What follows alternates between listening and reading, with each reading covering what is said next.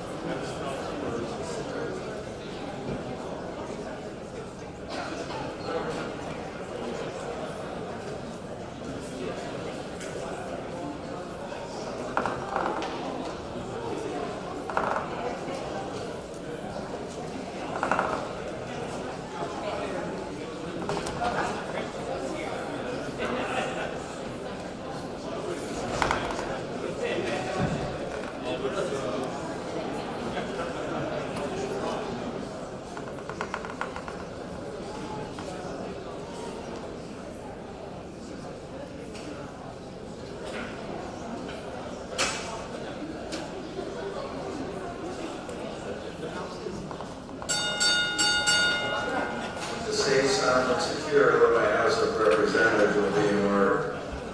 We shall be led in prayer today by me, Patch, and the Assistant Director. We present the exercise to refrain from starting their laptops, turn on cell phones, and advise that the identification and pledge of allegiance. Mr. Patch. Let us pray. Dear Heavenly Father, we commit this working day to you. May we engage with each task with faith and perseverance. May we manage each situation with wisdom and value, and may we speak and serve with integrity and purpose. Lord, we invite you to work within us today. Amen. We'll be led in the pledge by Representative Hammond.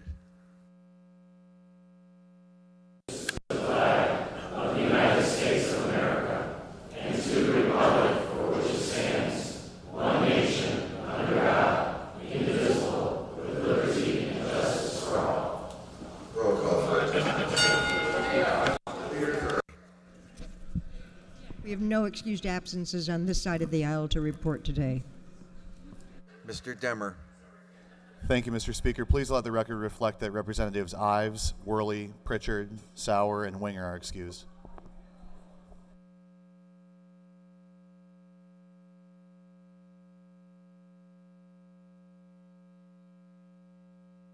Mr. Clerk, please take the record. There are 112 members answering the roll, and we do have a quorum. Mr. Olson is recognized for a point of personal privilege. Thank you, Mr. Speaker. I do have a page today, and I wanted to welcome him. He's my district office intern, Jason Zick from Downers Grove. He's going to be a sophomore at Indiana University, and would want to thank you for coming down to visit us in Springfield. Let's welcome him today.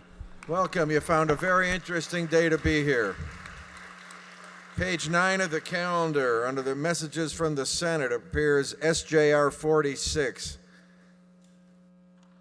Mr. Clerk.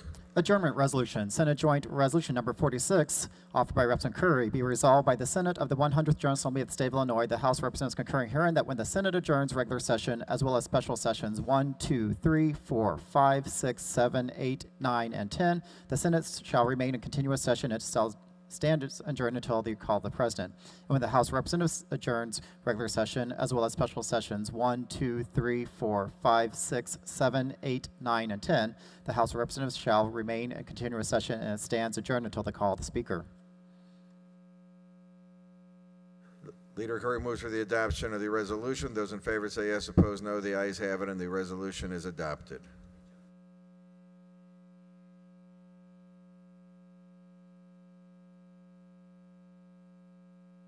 Page 12 of the calendar, under total veto motions, appears Senate Bill 9. Mr. Clerk. Mr. Davis on the motion. Thank you very much, Mr. Speaker. I move that the House concur with the Senate and that Senate Bill 9 do pass, notwithstanding the governor's veto. Mr. McSweeney.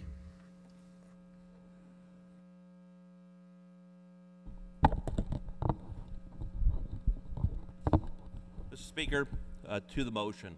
This is a very important day for the state of Illinois. We're going to decide, are we going to continue the status quo or are we going to change? 47% of the people in a poll before the crisis, they wanted to leave the state of Illinois. 115,000 people left, and I think a lot of that has to do with high taxes and high property taxes in this state. The thing that really interests me is that we have a whole bunch of rating agency experts here in the chamber, it seems. People believe that they know what's going to happen, and it's very simple. The rating agencies look at one thing, the ability to pay back the debt. They don't care if you raise taxes. They don't care if you cut spending. In fact, they would actually prefer, though, you cut spending because there's more certainty. We see what's happened in states like Connecticut. When you raise taxes, you actually reduce the economic output of those states, and you ultimately bring about less revenue. And what we're seeing now is that if we pass this tax increase, Moody's is telling us that we're going to junk. They're giving us a roadmap that this state is going to junk because this budget is full of blue smokes and mirrors, and this budget is not going to accomplish the fundamental reform. It's not going to change pensions. It's not going to change Medicaid. What we do know for sure is that this budget is going to hurt people. We've all heard from our constituents. They're wondering how they're going to pay their high property taxes. They're wondering how they're going to pay their living expenses because we're raising their income tax rate by 32%. And what do we get? Nothing. Nothing. We get nothing but more taxes, more of the status quo. There's an alternative. We could stay here. We could do our job. We could adopt pro-growth economic policies. We could make Illinois a state that people want to stay in. So I ask everyone to please do the right thing, stand up for the taxpayers of this state, and vote no for this tax increase. Mr. Anderson for 5 minutes. Thank you, Mr. Speaker. To the motion. I appreciate the previous speaker's comments, especially the comment that this is a historic day for the state. I believe it's a historic day because it's a day where we decide the fate of our state. Do we want to save it, or do we want to let it go into meltdown? I think that is sincerely the options that we faced. Now, since about, I lost track of the days, since Sunday, I think, when we took the original vote, it's been kind of brutal for me. Hate mail, death threats, my personal cell phone being given out. It's been tough. But you know what I reflected on, what I thought about? Was the last 2.5 years of people suffering because we can't get past impasse.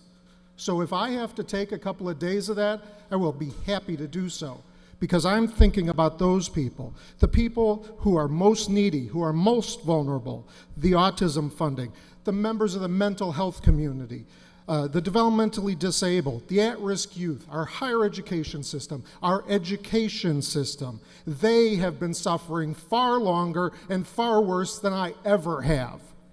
So if I have to take those slings and arrows for a while to help them, I gladly will.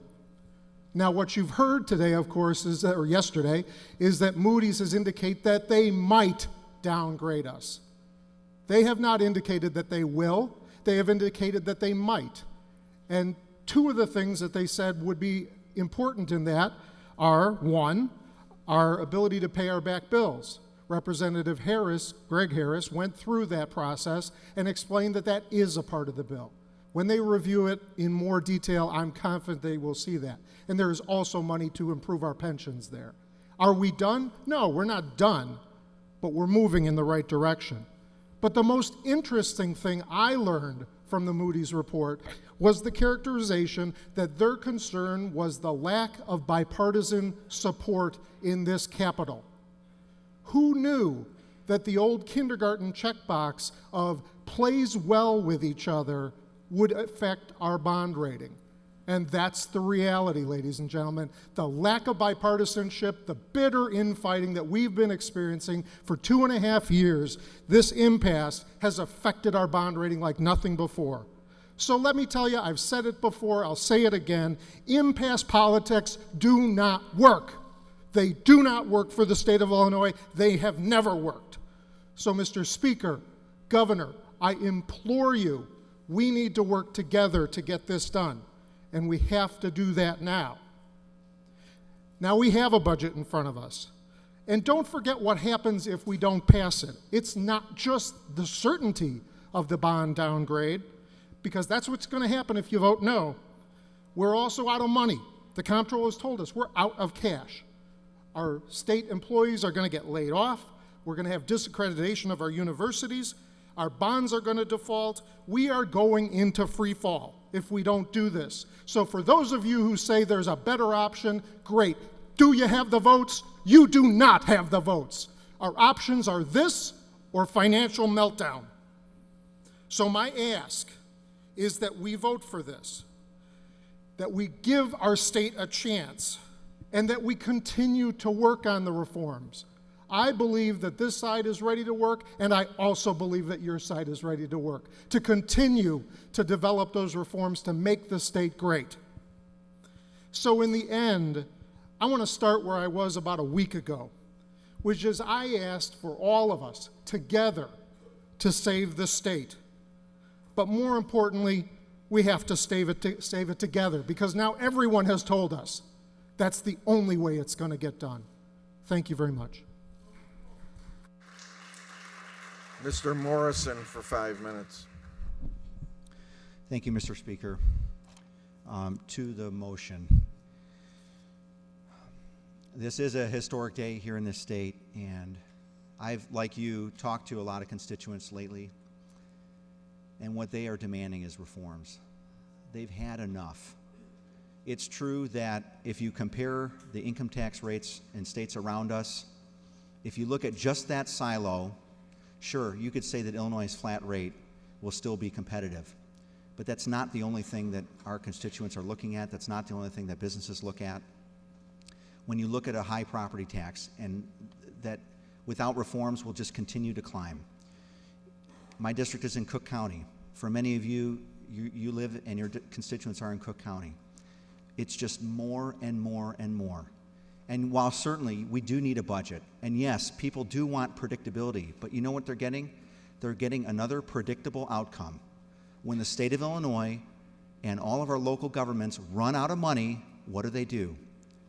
Go back to the well, go back to the taxpayers, squeeze a little more, squeeze a little harder, and we all know it. We're squeezing so hard, we're squeezing them out. We're reducing our base of taxpayers, which means if this passes, we go right back to them again. Who knows, a month from now, 6 months from now, a year from now?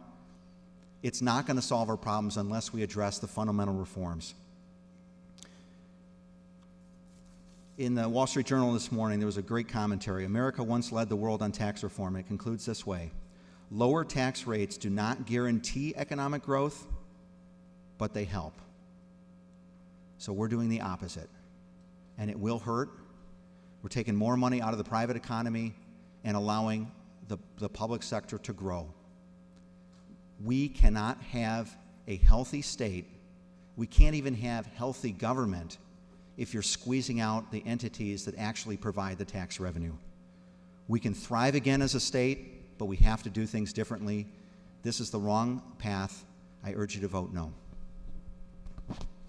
Mr. Fortner for 5 minutes. Thank you, Speaker. To the motion. We've had a budget impasse now for over 2 years, and I thought, since we are looking at a set of probably 3 votes that together make up the package for the 2018 budget before us, that it's worth putting in context what those numbers are and ask 2 questions. Is it an appropriate, fair budget for where we should be today?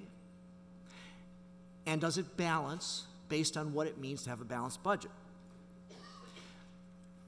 I'm going to take up the second one first, because so often we hear about how we fail to balance our budget year after year. And we have certainly put forward some unbalanced budgets over the years, admittedly so by at the times they were done. But there have also been balanced budgets by what it means to be a budget. A budget is a prospective document, not a retrospective document. So if at the end of the day, when you do your audit report, it says it didn't line up, yes, it wasn't balanced, but none of us have the kind of crystal ball to know that in advance. So we have to ask, is it balanced based on what is going forward for 2018?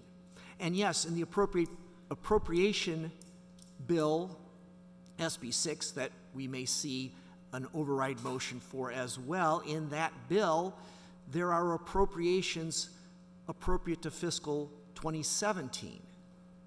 Over $1 billion of those. Those are for services that have been rendered, and yes, they will be added to the stack of unpaid bills like so many of the other things that we have accumulated. Because we're accumulating at a rate of around $39 billion over the last year, due to a combination of what we have to spend, court orders, constitutionally required payments. They add up. Yet we're taking in, I would have thought, about $32 billion, though we just saw a report from COGFA today. That number is probably even less in terms of what we took in. That's a big gap. So now let me turn to the budget before us for 2018. In that document, to try and get a handle on it, back in April, I spent my Easter recess trying to pour through some spreadsheets with the help of our very expert staff on this side, using numbers from COGFA, the group that we rely on to put together numbers, using numbers from the Governor's Office of Management and Budget. I went through and looked at the different spending plans that had been out there, and what I found was that where we probably should be, if I took the last time the four caucuses came together on agreement, which was in May of 2012, and project that forward, the number you get is $36.3 billion for fiscal 18. What we have here is $36.1 billion, which is certainly, it's actually under the number I would have predicted, but it's certainly very close to that, and more importantly is well below the $39 billion we are spending at.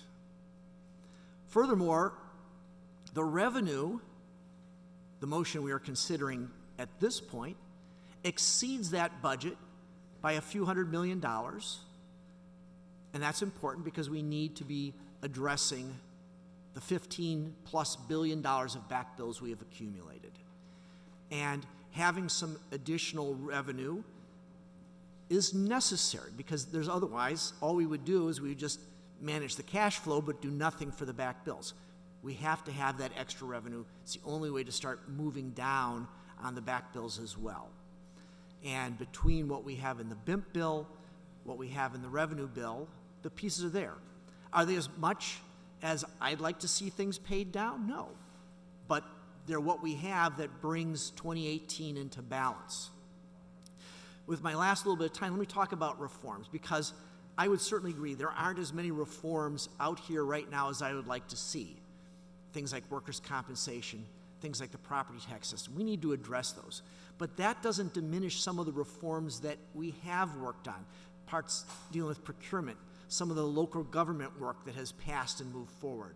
There are real reforms that have gone forward, and I certainly hope that everyone in this chamber will continue working, and let's wrap up based on a lot of good negotiation that has gone forward and get those other pieces done as well. Thank you, Mr. Speaker. Mr. Wheeler, 5 minutes. Thank you, Mr. Speaker. To the motion. There's been intense concern raised in the last few days about the potential for the downgrading of our state's bonds to junk status and the dramatic and lasting consequences that would bring.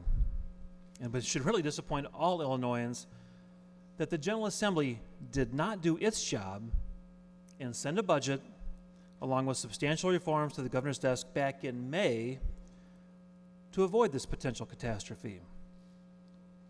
Instead, a budget and tax hikes were sent to the governor's desk that everyone knew was going to get vetoed. And even with that tax and spending plan, that passed still may not convince Moody's from downgrading the state of Illinois bonds to junk status, even with a budget in place. So rewind for a second back to my remarks on the floor just a few days ago. Before the tax increase passed, I said the bond houses that we all of a sudden care about, they aren't going to see any change in our pension costs because we aren't actually addressing pension reform. So it shocked me when I read the Moody's statement yesterday when it says, so far, the plan appears to lack concrete measures that will materially improve Illinois' long-term capacity to address its unfunded pension liabilities. Seriously, people, nobody's making this up. This is real, and it's in front of us. Moody's believes that the state has $251 billion in unfunded pension liabilities. And without substantive pension reform, Illinois won't be able to afford that debt. This isn't a political statement. This is actual, real stuff right in front of us again. And just so we're all clear, this is not new. Moody's been telling us for a long time that Illinois is on the wrong financial track. In 1973, Moody's gave Illinois a AAA rating right out of the gate. Then in 1991 through 2013, we were downgraded 11 times. We've been downgraded 3 more times since 2015, including one time just last month. That's all real, and we knew it, and we're still running things this way. That's why the governor and many of the Republicans on my side here have been fighting for reforms to change the trajectory of our state's horrible finances. My friends on the other side of the aisle keep saying, oh, the reforms are either on the governor's desk or they're on their way. But I'm sorry to inform you guys, those lipstick reforms won't cut it. We can't just accept watered-down bills that will have minimal savings or virtually no impact just because we're calling them reforms. Concrete reforms with real savings are required and long overdue to save Illinois. So for 2.5 years, we've been working on these reforms, real reforms. But we can't keep stalling and passing reforms in name only that won't actually change the status quo. It's time for us to get real. It's time for us to get to work and get these reforms into actual statute. This is what the General Assembly should have done, and we could have done, back in the spring of 2015 when we all got together for the first time. Reforms first. They change how we do our budget, then we can actually sit down and get a real budget done. And here we are doing things in the wrong order again. And I'll put it out there because I have to, maybe someday in my tenure down here, we'll actually start with the first step first, and we'll actually do a revenue estimate. Thank you. Mr. Skillicorn for 5 minutes. Thank you, Mr. Speaker. So there's a lot of talk of this Moody's and what they wrote, and they just don't sound very impressed with what we did here. And unfortunately, we passed a massive tax hike, and we passed this budget. And if you look at that letter, it still appears that a credit downgrade is looming over our great state. This budget is junk. Let me read a quick note from someone in King County. And he says, I'm already being forced to sell my house that I so desperately want to keep. I already canceled phone and TV service to cover these past increases. Maybe they propose I stop volunteering for Boy Scouts and other charities so I can pick up a second job. I'd love to know what they think. That's the reality that people are thinking. And that person like me thinks that this budget is junk. Illinois currently has an unfunded pension liability of over $100 billion. This budget, these massive tax hikes, don't address that. 10 years ago, Governor Blagojevich shorted our pensions. This budget doesn't address that. 20 years ago, Governor Edgar refinanced our pensions. He called it the ramp. Today, our pension payments balloon every year after year after year. This budget doesn't address that. Ladies and gentlemen, this budget is junk. I urge a no vote so we can get back to work and work on the real compromise that had been started. A few days ago, negotiations stopped. I call for the continuation of that negotiation because I believe we're close. And I think that red and blue can be purple, and we can work something out, and we don't have to pass this along to the taxpayers of the state, and we can actually solve our problems. Thank you very much. Mr. Phillips for 5 minutes. Thank you, Mr. Speaker. To the bill, I've been sitting here listening to a lot of talk, and I wasn't going to speak, but there's a couple of things I wanted to point out. First of all, if I decide to press my button to override the governor, it doesn't make me any less a conservative Republican than the rest of the people that stand in here. It makes a person decide he has to vote for his district. He has to think about all the people in his district to the best of his ability. Now, whatever way I decide to go, I'll have to live with, and I certainly am tortured by it, I can guarantee you that. My district happens to border Indiana, which is a very competitive business district. And I hate to see more businesses run to Indiana. I'm every bit just as strong for business reforms. And I'd like to see us continue to work as everybody speaks to those business reforms. But I feel like we're in a juncture, 2.5 years into it, and $15 or $20 billion of unpaid bills that maybe at this particular point in time, we're at a spot where we need to, stop, reform, and take some analysis of exactly where we're at. I have a secretary that works for me, and I was looking at her income. She makes $34,743 a year. Her actual income tax rate for the state of Illinois is 2.7. Now you ask why and how could she get 2.7 when it's actually 3.75 in the state of Illinois. But with the deductions that she currently has, it ends up she pays 2.7%. So I filled out her tax reform underneath this new 4.95% and tried to figure out exactly where would her tax rate be. And the reality of it is she's going to raise it by 0.0086%, less than 1% of the 1.25. So it's less than the 32% based on the deductions that she'll be able to take as a single mother, 2 children, and so on and so forth. So, we can spend it any way we want to. It's going to cost her $4 or $5.70 some cents more a week, and I don't like her having to pay $5.74 a week. And we'll try to work with my employees to see if we can't do something better for them. And I think that's what we're all going to have to try to do. But the reality of the spin this as if it's some huge, massive, crazy going to drive people into the ground, I think is a little bit hysterical. And maybe we should calm down, take a look at it. I think, and I'm hoping, and that's where the prayer comes in, that maybe after this, we can really, truly work on some reforms for businesses. Because I think both sides understand without bringing in new people and increasing new jobs, this state is going to go in a direction that none of us really want. So I implore all of us to work towards that end. The politicalness has to come to a stop. Transparency needs to be more open. And I wish us all the best when we get through all this. Thank you. Mr. DeLuca for 5 minutes. Thank you, Mr. Speaker. Will the sponsor yield? Sponsor yield. Representative Davis, if you can answer this or whoever has to answer it. If we're successful with the overrides today, the bipartisan budget working group, what is the intention moving forward? It appears that we would continue to meet. I think members have talked about some of the other issues, whether budgetary or not, that need to be addressed. And I would like to think that our Republican colleagues will continue to gauge this side of the aisle. We will continue to meet to work through some of the other issues that both sides think are important. Okay, that's good. I understand the reforms will continue to be worked on. I understand that, but I'm talking specifically on this budget, whether the conversation will continue on this budget.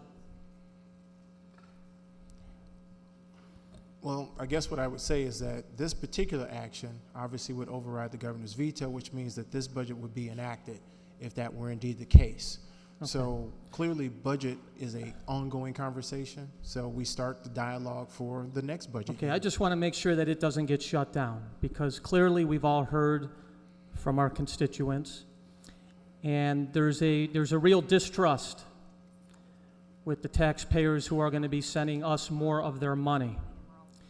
And they want to be sure that if they're doing that, that we are going to be spending those dollars efficiently and effectively. And we want to make sure that the budget that we are approving today, that we already approved, that we're overriding today, that we continue to look at it. And that's what I'm asking for. I just want an assurance that the bipartisan budget working group will continue to work and look at the budget and make sure if there's any areas where there's duplication, where there's waste, where there might be spending on programs that would be considered not essential, that we continue to look at that. I would agree that that would certainly be our intent. Again, budget making process is an ongoing thing. So even in passing this particular budget, if we're successful, then yes, that conversation does continue. Very good. Appreciate that. Thank you. Representative Barbara Wheeler for 5 minutes. Thank you, Mr. Speaker. To the bill. All of us are hearing from our constituents that they can't afford any more taxes. Illinois is a slow growth state right now. We are not competitive. Our people are hurting. Yet now we're asking a shrinking taxing base to pay more taxes, a lot more. And that is without real reforms that provide direct relief. So guess what happens? We're pushing people out the door. Indiana, in my border district, Wisconsin, Missouri, Iowa, Kentucky. I suspect strongly that there are many in this room who still do not believe that Illinois, the people of Illinois, are leaving the state. I believe it. You should believe it. We're doing the wrong thing here. Mr. Brady for 5 minutes. Thank you very much, Mr. Speaker. To the bill. Ladies and gentlemen of the House, many of you have been here for a lengthy period of time, such as myself, and you've seen a lot of things that cause you distress and a process that I think we would all agree upon needs a major overhaul. But I think for me, the focus of my vote today is going to be that I cannot be convinced that the priorities need to be set in this particular bill when it comes to our spending. Our priorities of public education, public infrastructure, public safety, and the most vulnerable. I'm not convinced that those dollars are going to go to those priorities in this budget. If you look at it, there's so many other places where dollars are going to go that simply we have no business funding. We've lost sight of our priorities. Thus, I will not be in favor of this bill today. I will not vote to override. Thank you. Mr. Butler for 5 minutes.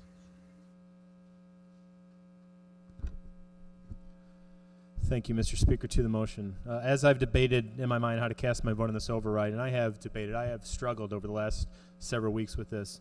I've heard from many friends and advocates on both sides today's vote, but it's the stories I've heard from the citizens of the 87th District combined with my own family story that have underpinned my vote today. Over 2 centuries ago, my ancestors came to the Illinois Territory for economic opportunity. Today, my siblings have moved from this state because of our economic decline. On September 17, 1818, almost 199 years ago, a gentleman named Lewis Barker was elected the first state senator from Pope County. Barker served in the first 4 Illinois General Assemblies, helping to create the initial laws of our then brand new state. Senator Barker was my 4th great-grandfather. Barker's lineage runs through the years to me because of my mother, Harriet, and gives me the great privilege of bridging the 1st and 100th General Assemblies.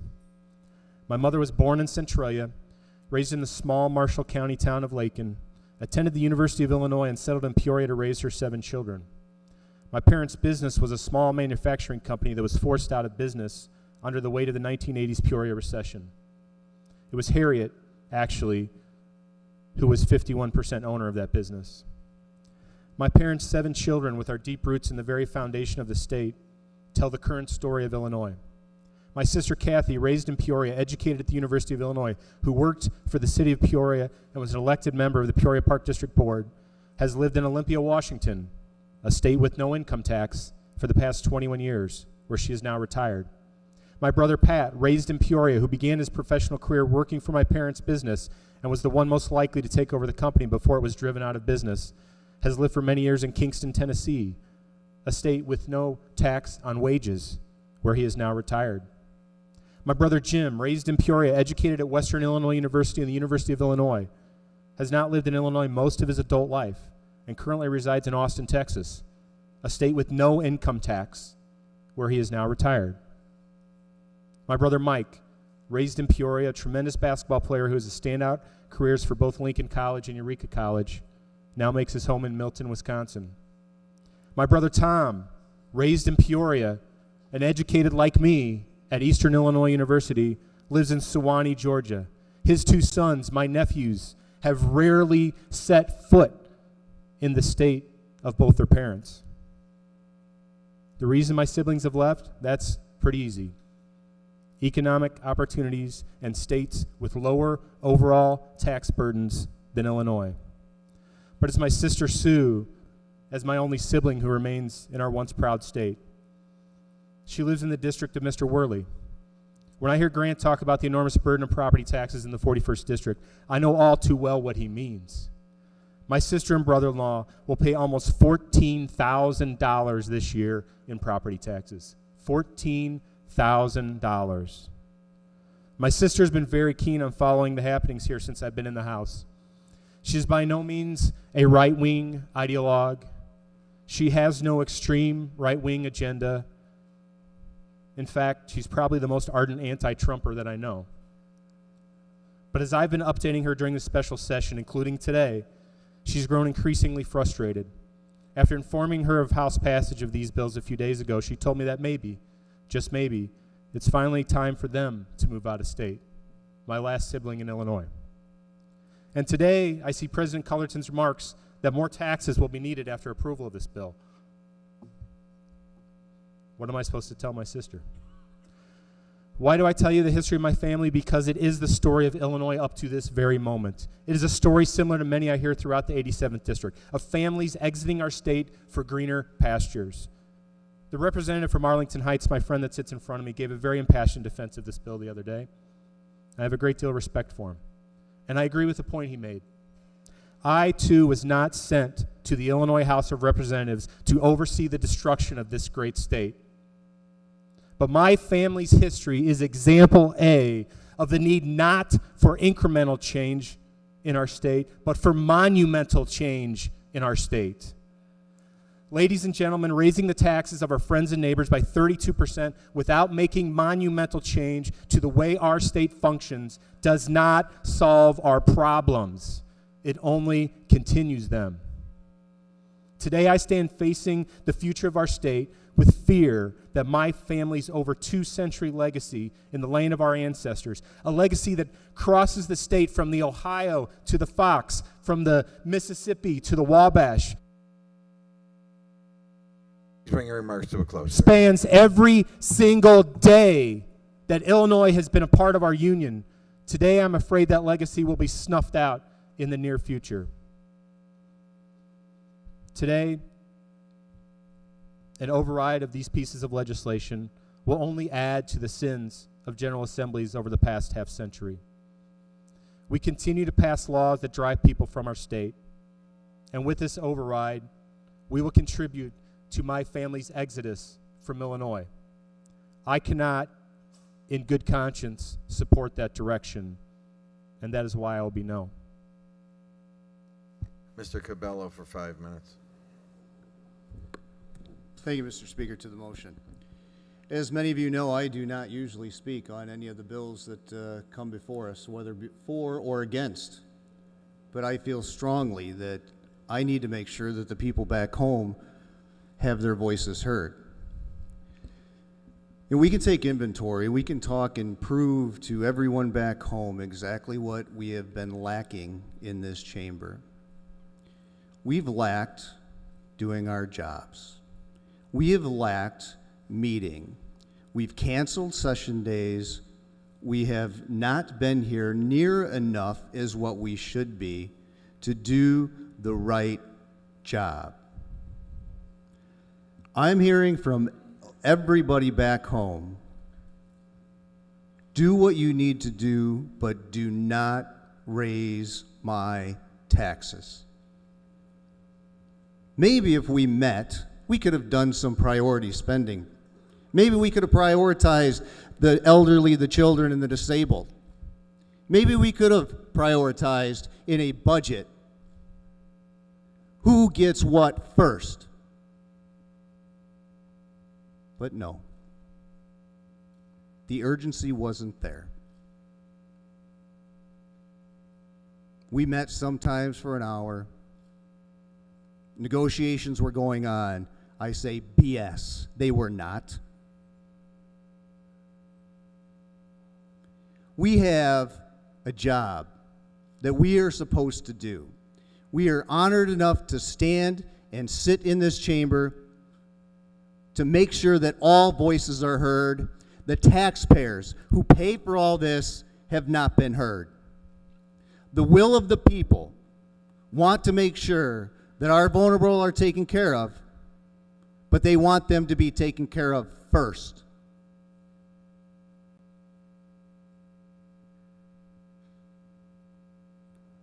I hope that everybody back home and everybody across this state will rise up. Let everyone in this chamber know exactly how they feel after this vote is taken. I hope that they let us know that they want us to prioritize this. They want us to repeal this after we do that prioritization. Ladies and gentlemen, there are good people on both sides of this aisle. I will not berate you for how you vote. But for God's sake, we've got to prioritize. We've got to make sure that we do our jobs in committee. As an appropriations chair, we used to have working groups. We don't have those working groups meet any longer. What the hell are we doing? We wait. We make sure that there's a manufactured crisis. Because we didn't do what we were supposed to earlier. How come we couldn't have come to this resolution a year ago? Because we didn't want to. We didn't meet. We canceled days. We didn't have our working groups. And now we're punishing the people that have to pay for it all. Ladies and gentlemen, you know that I will, along with a lot of others here on this side of the aisle and on that side of the aisle, will work together to find the compromise. Unfortunately, we didn't start early enough. So, ladies and gentlemen back home, please rise up, make sure you hold us accountable, and make sure your voices are heard. David Harris for 5 minutes. Thank you, Mr. Chairman, Mr. Speaker, and I will be brief. We had a long discussion on Senate Bill 9 the other day. There's no joy here. There's no joy in voting for a gubernatorial override of veto. There's no joy in voting for a tax increase. There's no joy. But how long can this impasse go on? I mean, we understand where we are. We are looking into an abyss, a financial abyss. The state is imploding financially, and action is required. Now, I'm going to repeat just one thing I said the other day. We have $15 billion of debt. $15 billion of debt that has accumulated $800 million of interest, and just take that $800 million of interest, put it right down there in front of the clerk's well, and light a match to it. Because that's the benefit that the taxpayers' dollars are generating. $800 million, taxpayers' dollars that are generating no benefit to the taxpayers. The effects of all this are obvious to us. Look, 25,000 people are out of work because road projects have stopped. We've been thrown out of the multi-state lottery games, which, oh, by the way, generate $90 million a year in revenue to the state of Illinois. Can't sell those tickets because we don't have a budget. We've been kicked out.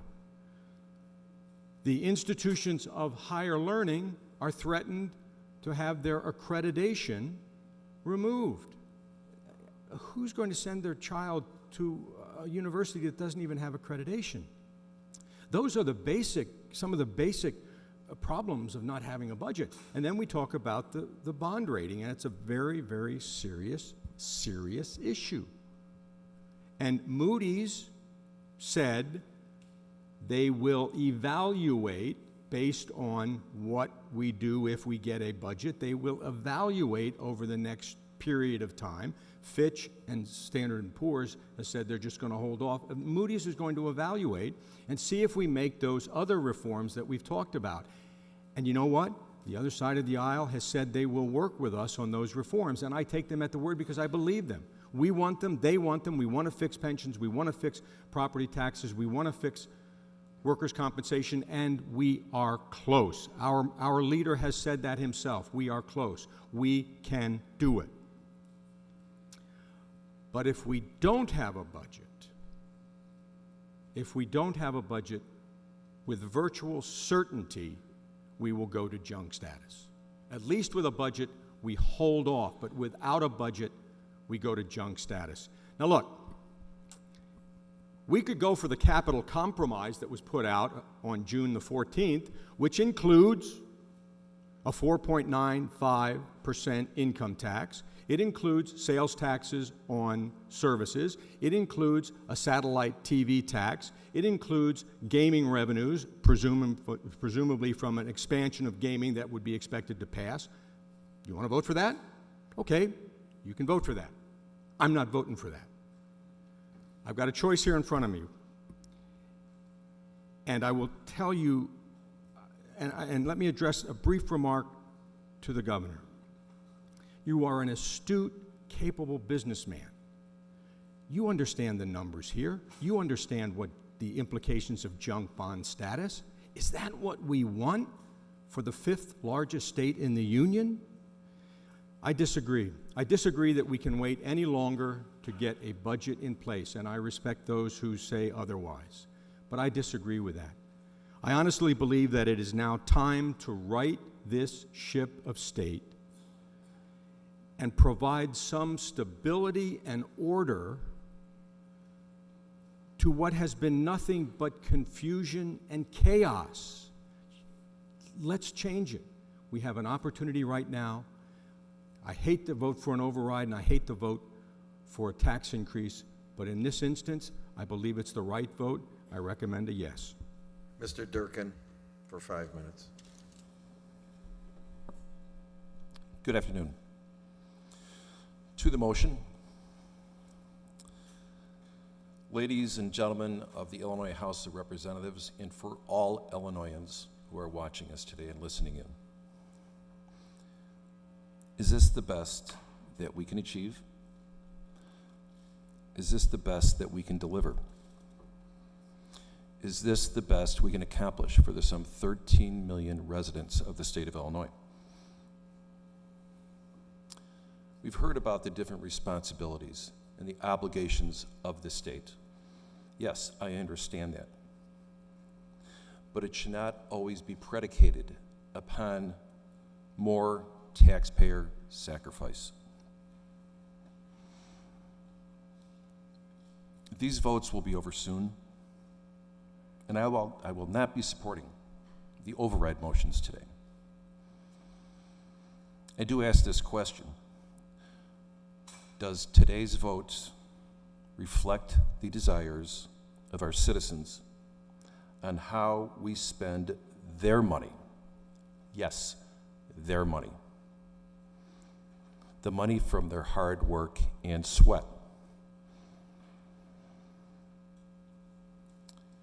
But no matter the outcome of today's votes, we all know that our work is not done.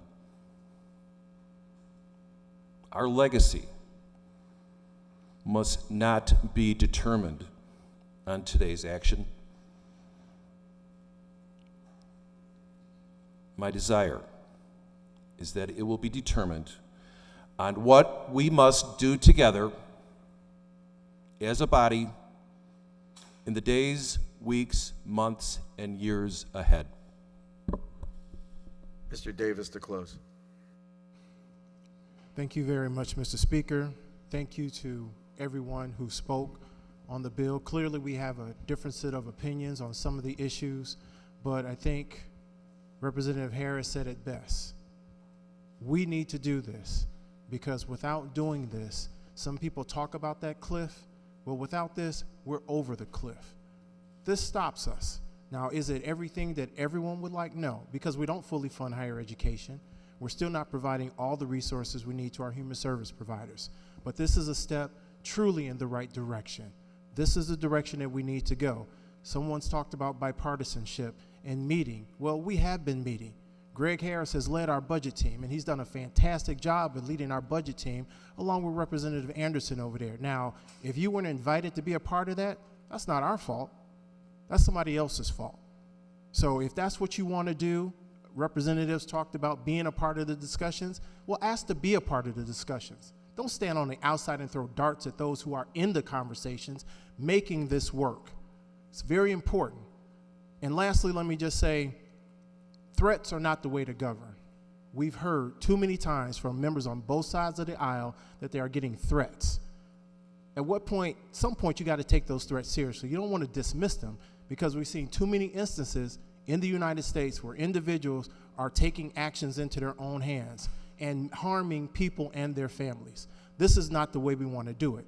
So for those who are out there threatening people, whoever your representatives are, call them and encourage them to be a part of the process. Don't take these actions into your own hands and level threats at individuals.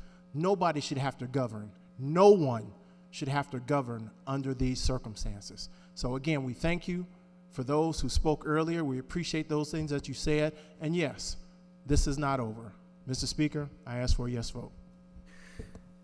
Gentleman moves to override the total veto of the governor. This bill requires 71 votes. Those in favor of the gentleman's motion will vote yes. Opposed, no. The voting is open.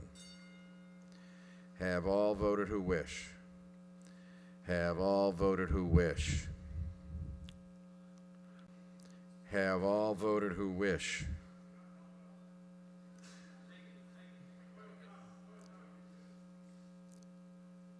Please take the record. On this question, there are 71 voting yes, 42 voting no, and the gentleman's motion is approved, and the House,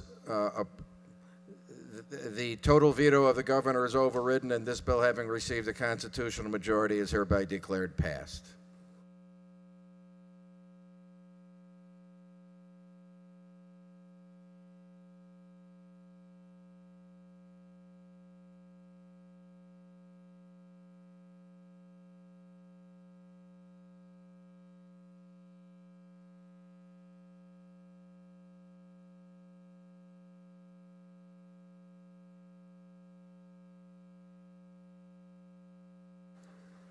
Senate Bill 42, under the order of total veto motions, Representative Greg Harris is recognized. Thank you, Mr. Speaker, ladies and gentlemen of the House. I move that the House concur with the Senate and that Senate Bill 42 do pass, notwithstanding the veto of the governor.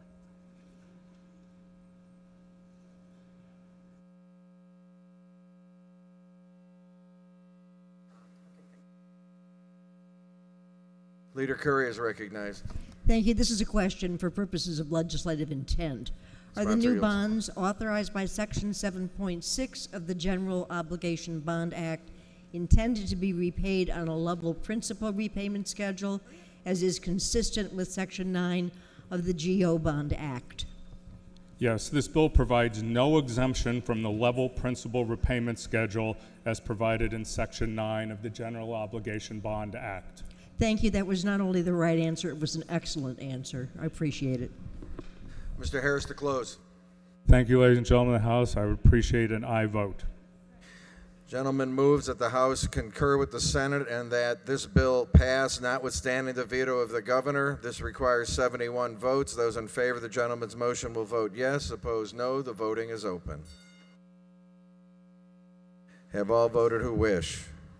Have all voted who wish? Have all voted who wish? Please take the record on this question. There are 71 voting yes, 41 voting no, and the House does override the veto of the governor, and notwithstanding the veto of the governor, this bill, having received a constitutional majority, is hereby declared passed.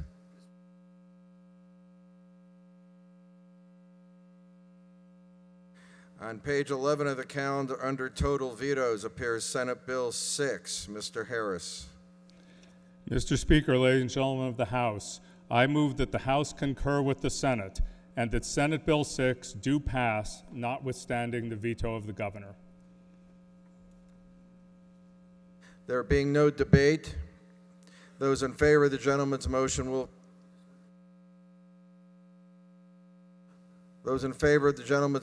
vote yes. Opposed, no. The voting is open. Have all voted who wish? Have all voted who wish? Mr. Clerk, please take the record on this question. There are 74 voting yes, 37 voting no, and the House adopts the motion, and the House overrides the veto of the governor, and this bill, having received a constitutional majority, is hereby declared passed. Chair recognizes Mr. Crespo. Thank you, Speaker. Just for the record, for Senate Bill 6, I should have been recorded as voting yes. The record will reflect your intention.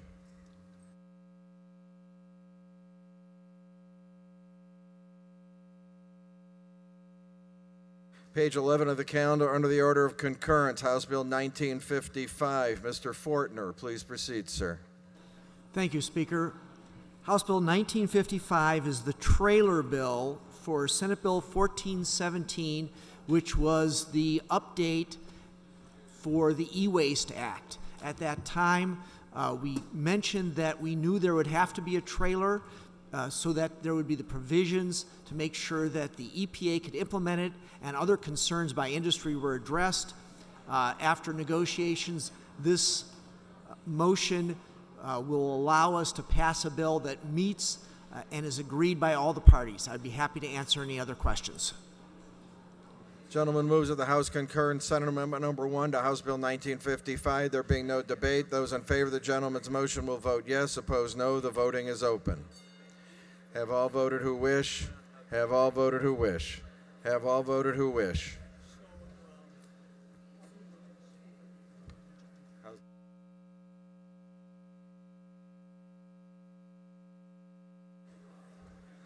Mr. Clerk, please take the record on this question. There are 106 voting yes, 5 voting no, and the House does concur with Senate Amendment Number 1 to House Bill 1955, and this bill, having received a constitutional majority, is hereby declared passed.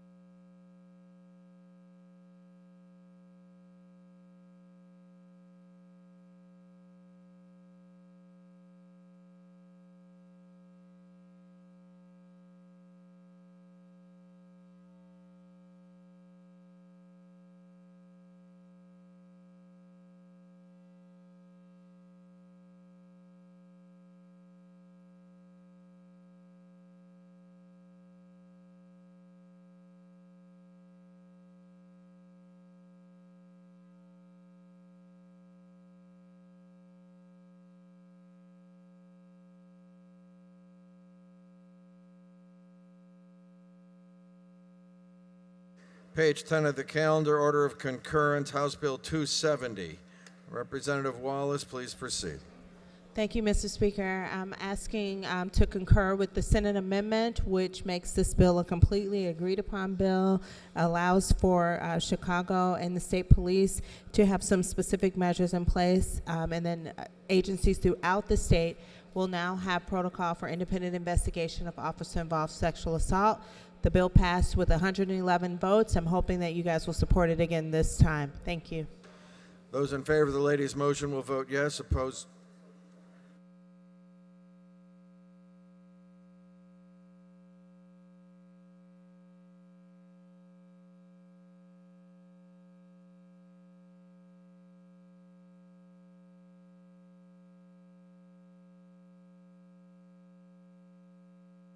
Sorry, ladies and gentlemen. Those in favor of the lady's motion will vote yes. Opposed, no. The voting is open. Have all voted who wish. Have all voted who wish. Have all voted who wish. Please record yourselves. Please record yourselves. Mr. Clerk, please take the record on this question. There are 106 voting yes, none voting no, and the House concurs with Senate Amendment Number 1 to House Bill 270, and this bill, having received a constitutional majority, is hereby declared passed. The chair recognizes Speaker Madigan. Mr. Speaker and ladies and gentlemen of the House, today Republicans and Democrats stood together to enact a bipartisan, balanced budget and end a destructive 736-day impasse.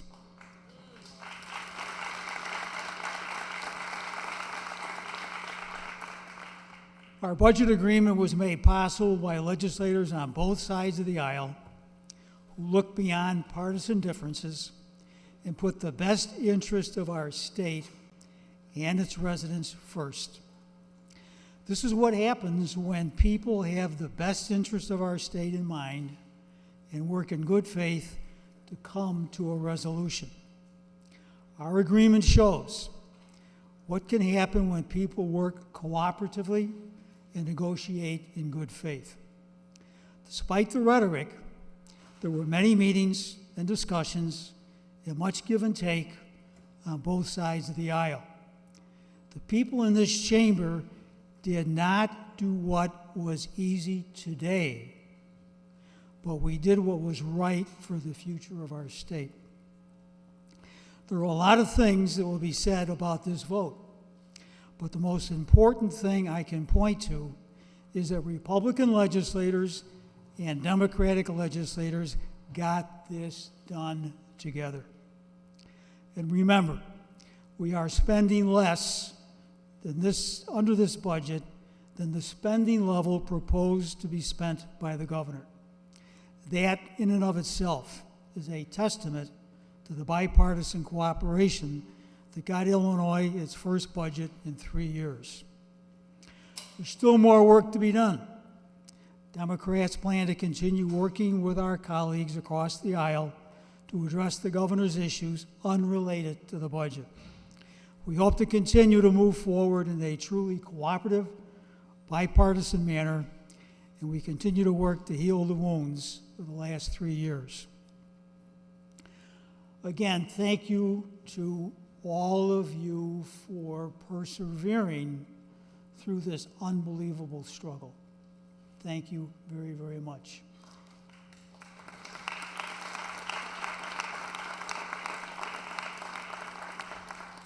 I wish you all get some well-deserved rest and solitude and enjoy your time away because we may be back before long. Thank you again.